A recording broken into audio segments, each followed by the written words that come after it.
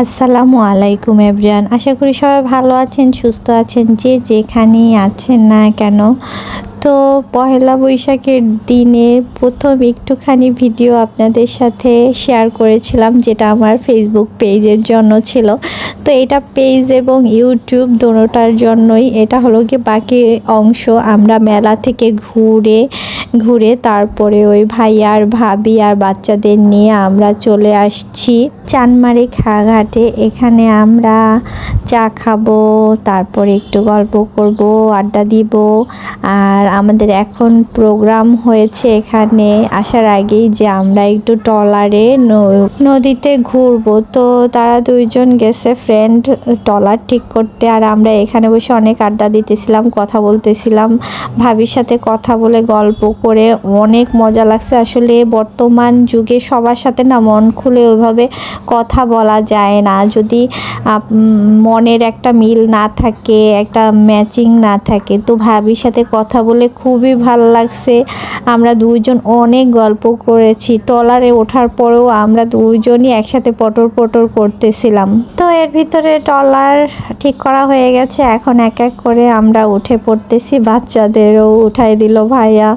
তো সবাই উঠতেছি। আমার প্রথমে একটু ভয় ভয় লাগছিল, কারণ আমিও সাঁতার জানি না, আমার হাজবেন্ডও সাঁতার জানে না।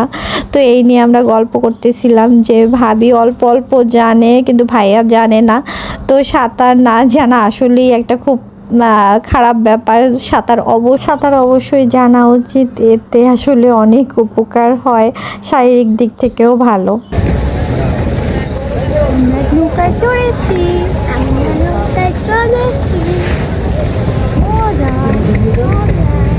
এই বাচ্চাগুলো হলো গিয়ে তোতা পাখি, যা বলবেন তাই সাথে সাথে বলবে। মাশাল্লাহ, অনেক লক্ষ্মী। আসলে বাচ্চা কাচ্চা লক্ষ্মী হয় মা বাবার গুণেও। আসলে ভাবি এত ভালো একটা মানুষ, বাচ্চা কাচ্চাগুলোও তার মতোই হয়েছে, অনেক মিশুক। তো আমরা কিন্তু ট্রলারে শুধু শুধু খালি হাতে উঠি নাই, ভাইয়া এদিক থেকে সিঙ্গারা পানি সব কিছু নিয়েই আমরা উঠেছি, এবং এইখানে ট্রলারের উপরে সুন্দর করে বিছায়া দিছে। তো এখানে বসে আমরা মজা করে নৌকা ভ্রমণে, ট্রলার ভ্রমণে যাব, সিঙ্গারা খাবো। তো কারণ এখানে হলো গিয়ে রবির দোকানে সিঙ্গারা বেস্ট। তো ওয়েদারটাও ভালো আছে, এত সুন্দর স্নিগ্ধ একটা ওয়েদারে মানে ট্রলারে চড়াটার মজাই আলাদা। প্রথমের দিক থেকে এত ভালো লাগতেছিল যা বলার মতো না। একটু ভয়ও লাগতেছিল, যখনই মানে একটু দোল খাচ্ছিল তখনই আমার একটু ভয় লাগতেছিল। তো এই যে ট্রলার ছাড়তেছিল না, পটপট শব্দ হচ্ছিল, পিচেগুলোর কানে লাগতেছিল, বাট তারপরে একটু আস্তে চালাচ্ছিল, তখন আর কানে লাগে নাই।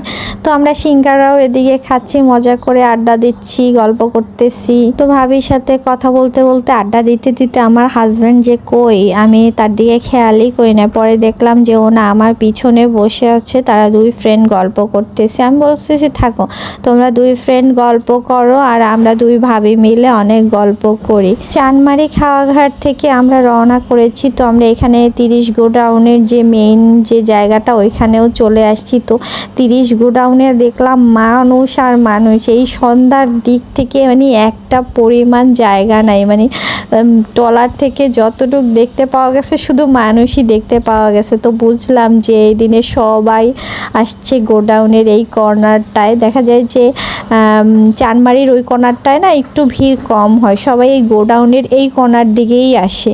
আমি নদীর পানি ধরার ট্রাই করতেছিলাম, বাট এত নিচে ভয় লাগতেছিল। এই দিকটায় আসার পরে এত ভাল লাগতেছিল, ওয়েদার সব মিলিয়ে ঝিলিয়ে, বাচ্চাগুলাও অনেক মজা নিতেছিল, সব কিছু মিলিয়ে অনেক ভাল লাগতেছিল। আমি কখনো নদীতে এই টাইমটায় লঞ্চে ট্রলারে বা কোনো সময় ওইভাবে ওঠা হয় না, বাট এই টাইমটা আমার মনে হয় সবচেয়ে বেস্ট একটা টাইম। একদম গোধূলির পরে সূর্যটা অস্ত যাচ্ছে, একটা মানে আকাশটা এত সুন্দর, না রাত না দিন, বিকেলবেলা মানে খুবই সুন্দর একটা একটা ওয়েদার, পিচ্চিগুলো লাফাচ্ছে। আমিও এতক্ষণ পরে একটু উঠে দাঁড়ালাম, কারণ হলো গিয়ে ঢেউ হচ্ছিল না, নৌকা দোলাচ্ছিল না, ভাল লাগতেছিল। তারপরে পিচ্চিগুলোকে নিয়ে একটু পিকচার তুললাম, ভিডিও করলাম, তারপর ভাবির সাথে একটু পিকচার তুললাম। মানে আমাদের পিকচার তোলার সময় যেন মানে এত ভালো কাটতেছিল। তারপরে লক্ষ্মী বাচ্চাটা এসে আমার কোলে বসলো, তারপর ওকে নিয়ে অনেকক্ষণ বসে বসে, এখন একটু অন্ধকার হয়ে গেছে, এখন জাস্ট ফিল করার ব্যাপার বাতাসটা।